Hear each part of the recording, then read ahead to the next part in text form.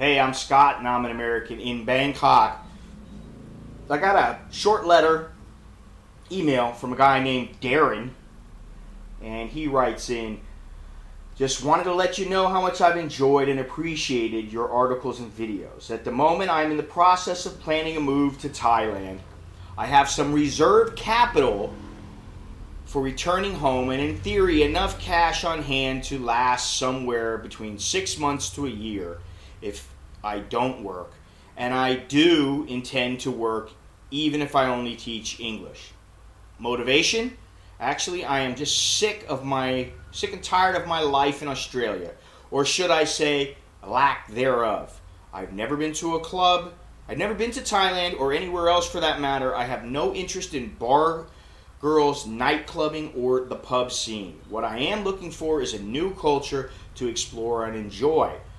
I want to see the Thai lifestyle, learn the language, the culture, and hopefully away from Bangkok, but close enough to work in a university or a school with a good reputation. I'd like to give myself 12 months to check the place out and explore different options. My budget without work is $500 to $1,000 per month.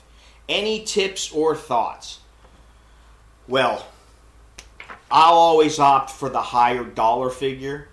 If you can go with $1,000 a month, that's the way to go. You might need it. You've never been to Thailand before. You're probably going to end up paying more for things in the beginning than you have to or that you expect.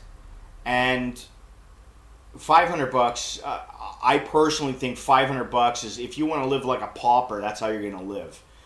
There was a guy, and he's very popular on YouTube, and very knowledgeable guy, but he did an article, I don't know, it was a couple of years ago, that said something like how you can live like a VIP off of $500 a month. If you don't own your own place, you're not going to live like a VIP. I'm sorry. Maybe because this guy was younger and had never really lived like a VIP, he didn't know. But to me, living like a VIP is not living in a tiny studio apartment with two other people. It's not only eating Thai food. There are times I want to go out for a steak. There are times I want to go out for a nice Italian dinner that might cost $500 for one 500 baht for one person, 600 baht for one person, and that's fairly cheap. But so I mean, you have to think about in context of things. Yes, you can do it. It's possible, sure. You can live off of next to nothing. But do you really want to? I mean, why are you coming here? What makes you so desperate to come to Thailand? You think you don't have a life in Australia. Well, if you come here and you're going to have $500 a month, and I'm not sure if you mean Aussie dollars or US dollars, but we're going to assume you mean US dollars. If you come here with $500 a month to live off of, it's, in my opinion, you're going to still feel like you don't have much of a life. You may think it's cool to go out and go to a restaurant and go here and go there. At first, it might be all right, but after a little while, you want to live, you got to have a little bit of money.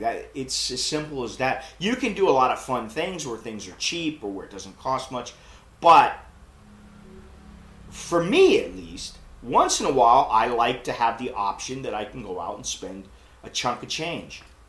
So, what would I recommend? Well, basically, like I said, come with more money. Less stuff, more money. That's the old travel adage. And I would give yourself 12 months. I wouldn't give myself 6 months. 6 months, you're barely going to settle in. A year, you start to network. And like I said, and I've said in many videos, it's important to network. It's important to get to know the place. Yes, you can come and you might get a job right away and you can make it. Yes, definitely. But what if you don't? What if for whatever reason you don't? Give yourself 12 months, and then if you don't make it, go home, regroup, and figure out if you want to come back and give it another shot. That's all I got for right now. I'm Scott. I'm an American in Bangkok. Until next time, chok di lat jerk en mai.